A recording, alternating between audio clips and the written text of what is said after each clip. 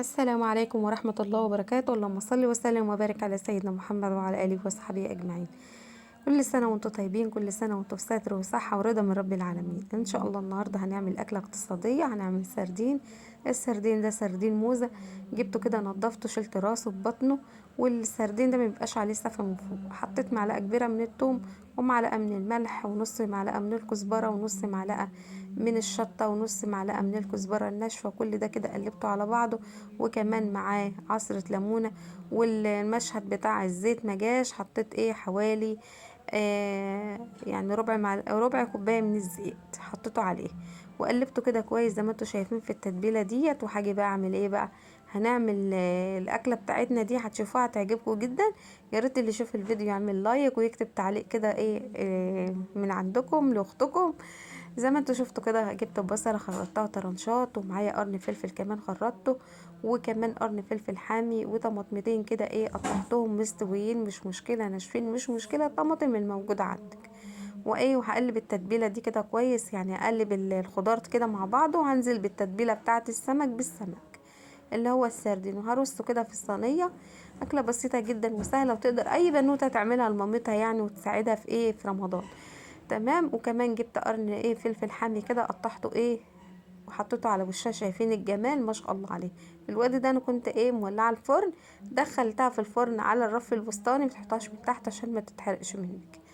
تمام. معايا كده بطاطس، جبت كده كام بطاطسايه كده قشرتهم عشان نكمل الاكله بتاعتنا كده، نعمل تحابيش يعني، علشان يبقى جنب الاكل كده. واحنا بقى في رمضان بنحب البطاطس المحمره، يعني لو عملناها كل يوم مش هنزهق منها.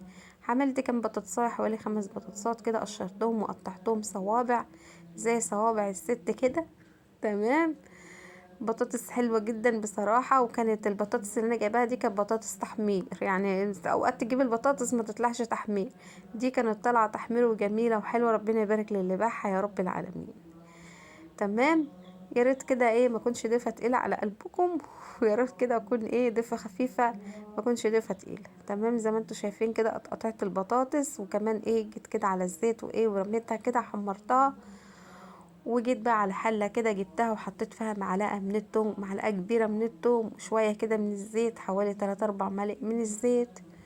وحمرت التوم بتاعي، يعني ما غمقتهوش، يعني تصفيره بسيطه كده. وقطعت طماطمتين كده مستويين، قطعتهم تقطعت السلطه ونزلت بيهم على على التوم. وكمان رشه من الكمون ورشه من الكزبره ونص معلقه صغيره من الملح، ما تكتريش الملح لان العادي بيتدوى انما الحادق ما يتدواش.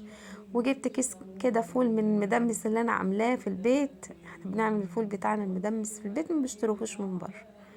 تمام. نزلت كده على على الخلطه اللي انا عاملاها ديت، اللي هي الثوم والطماطم، ونزلت كده بالفول. ما شاء الله على ريحته جميله جدا. وجبت قرن فلفل حامي كده، حبه حامي ماشي، حبه فلفل بارد ماشي. احنا قلنا نعمل بقى الفول بتاعنا يبقى حامي كده ويبقى طعمه حلو. تمام. قطعته طرنشات كده على على الفول. وادي الفطار بتاعنا، بطاطس وسلطه والسردين بتاعنا والفول.